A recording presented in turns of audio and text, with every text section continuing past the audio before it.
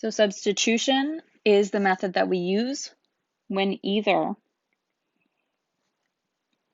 x or y are isolated. And in fact, comparison is a form of substitution. Okay, so to do substitution, you take everything that your isolated variable is equal to and replace that variable by it in the second equation. So this will make a little bit more sense when we actually go through an example. This is a very important reminder. Remember that your isolated variable can be x or y. That is very important, and that throws a lot of students off since they sometimes don't expect to see an isolated x variable. Okay, so our first step here is ensure that your variable is completely isolated so that your coefficient is 1. So in this first example, we have this equation that's a little bit of a mess. That's fine. And then we have this one here with our y completely isolated. The coefficient here is a coefficient of 1. We don't write it because we don't need to, but we know that that's there. So that step is done. Step 2, substitute what it's equal to into the second equation. So when I mean substitute, here I have my y, and y is all of this. So I'm going to take all of this, and I'm going to put that in the space of y in the other equation. And now I'm going to rewrite that other equation with this y substituted. And I'm going to replace it by all this stuff. So in the spot of y, I'm going to put negative 5x minus 17. And all of that is equal to 3. So now my substitution has been done. So I'm going to solve for the variable. So here I'm solving for x. So this was step 2. So now I'm going to solve for x. So here I will need to do some distributing.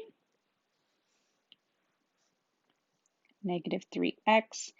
I'm going to have positive 15x and positive 51.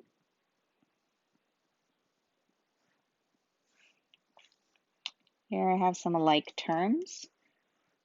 So I'm going to get 12x, and we'll move the 51 over, so we'll do minus 51 on both sides. We get 12x is equal to negative 48. And we will divide by 12. X is equal to negative 4.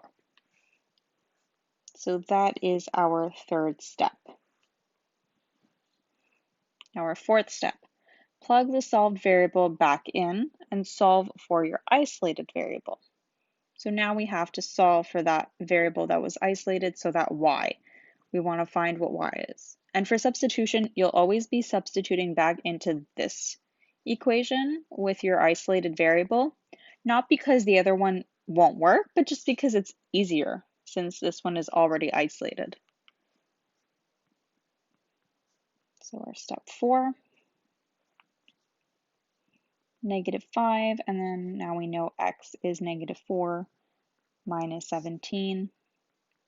This will give you 20 minus 17, y equals 3. So our fifth step, write your answer as a coordinate or as a sentence. So you could write a full sentence of the solution to the system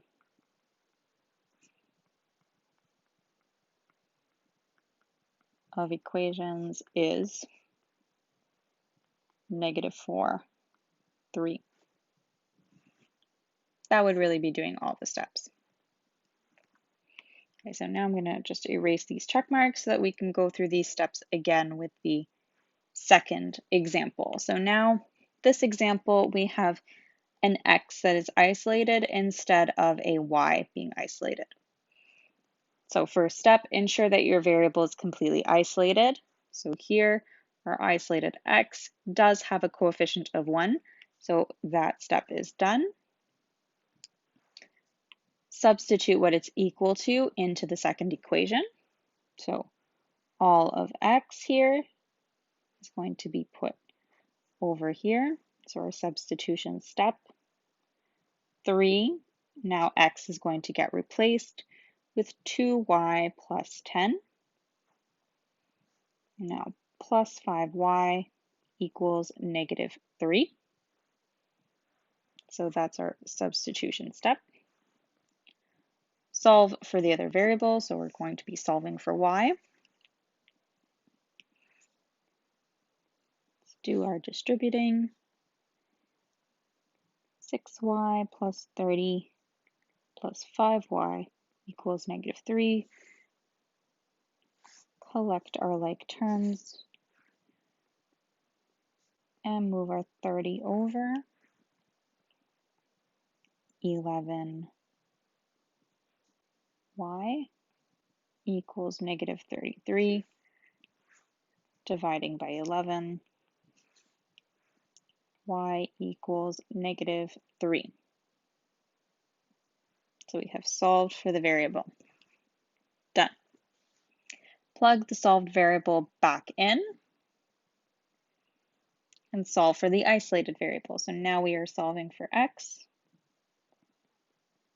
We are replacing y with a negative 3.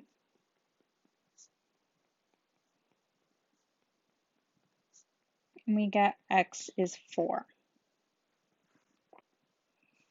That step is done.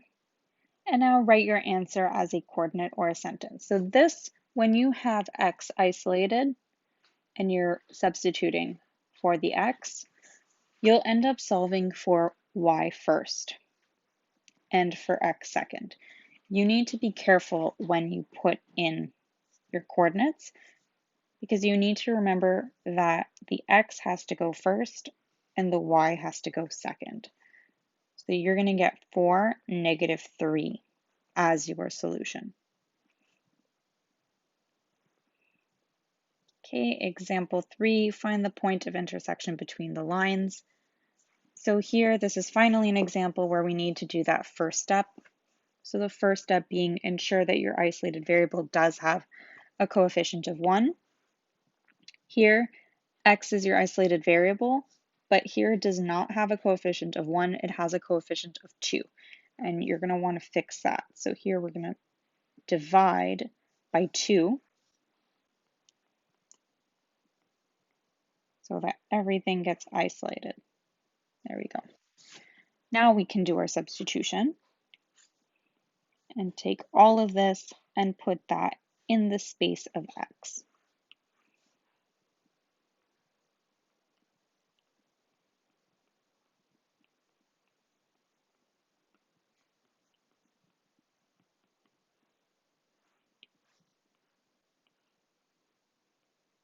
Okay, I'm just going to get my calculator.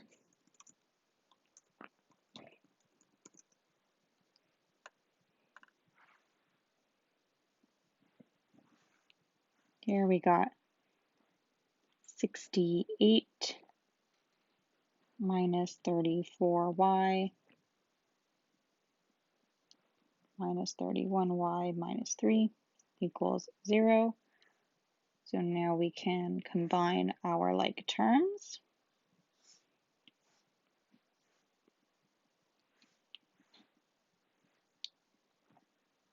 So we get minus 65y plus 65 equals 0.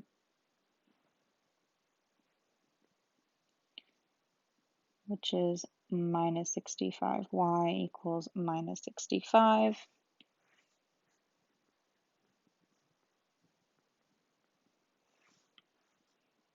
y equals 1.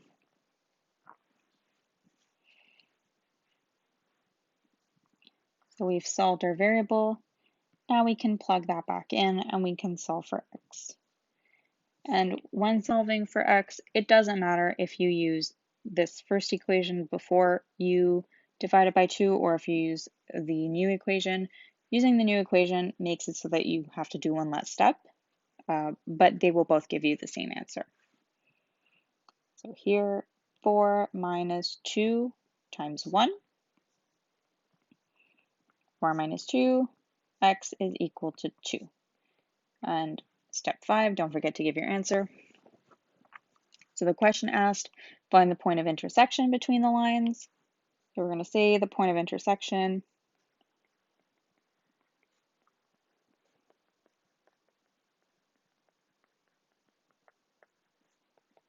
is, and then again, we want our x first, 2, we want our y second.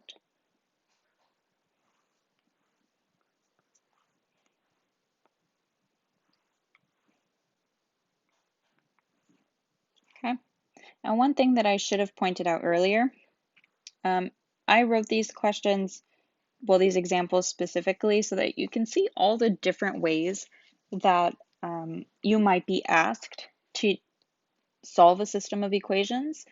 Is all of these questions are worded differently. So solve the following system of equations. Find the solution to the system of equations.